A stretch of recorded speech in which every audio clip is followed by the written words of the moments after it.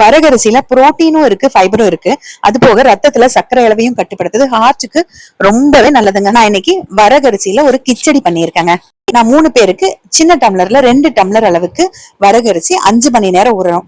நான் காலையில செய்யறதுக்கு நைட்டே ஊற வச்சு எடுத்துட்டேன். இது நான் இன்னைக்கு எடுத்திருக்கிறது 150 கிராம் டம்ளர். தாளிக்கிறதுக்கு பாத்தீங்கன்னா 2 பெரிய வெங்காயம் மீடியம் சைஸ்ல இருக்கனால 2 எடுத்திருக்கேன். பெரிய தக்காளி 1, சின்னதா இருந்தா 2 எடுத்துக்கோங்க.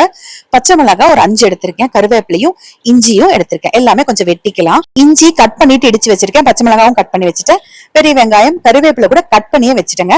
இதுக்கு காய்கறின்னு பாத்தீங்கன்னா கேரட் பீன்ஸ் எடுத்திருக்கேன். ஒரு 1/4 கிலோ அளவுக்கு எடுத்திருக்கேன். 2 சேர்த்து தக்காளி வெட்டி வச்சாச்சு. நீங்க பச்சை பட்டாணி கூட எடுத்துக்கலாம். ஃப்ரெஷ்ஷா இருந்தா அப்படியே எடுத்துக்கலாம். காஞ்சதா இருந்தா ஊற வச்சு எடுத்துக்கோங்க. இப்ப தாளிக்கிறதுக்கு குக்கர்ல ஒரு 4 ஸ்பூன் அளவுக்கு கடலெண்ணெய் சேர்த்துட்டேன். 1 ஸ்பூன் நெய் சூடானதுக்கு அப்புறமா கடுகு சேர்த்துட்டு தாராளமா கடலை பருப்பு உளுந்து பருப்பு சேர்த்துக்கலாம். முந்திரி உங்ககிட்ட இருந்தா ஒரு கைப்பிடி முந்திரி சேர்த்துக்கோங்க. நம்ம வெங்காயம் பச்சை மிளகாய் இஞ்சி கருவேப்பிலை எல்லாமே சேர்த்து கொஞ்சம் நல்லா வதக்கிக்கோங்க. வெங்காயம் கொஞ்சம் கலர் மாறுற வரைக்கும் வதங்கணும். இப்ப வெங்காயம் வதங்கினதுக்கு அப்புறமா தக்காளியும் சேர்த்துட்டு தக்காளியும் நல்லா கொஞ்சம் மேஷ் ஆகிற வரைக்கும் வதக்கி விட்டுக்கலாம்.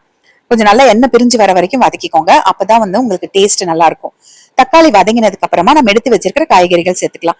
காய்கறிகள் இல்லாம உப்புமா மாதிரியும் பண்ணலாங்க. காய்கறி சேர்த்து கிச்சடி மாதிரியும் பண்ணிக்கலாம். இப்ப காய்கறி ஒரு 2 நிமிஷம் வதக்கினதுக்கு அப்புறமா நான் வரகரிசி நல்லா ஊறினது 4-5 தடவை நல்லா கழுவி தண்ணி வடிச்சு எடுத்து வச்சிருக்கேன். இப்ப அந்த அரிசியை அந்த காய்கறியோட சேர்த்துக்கலாம்.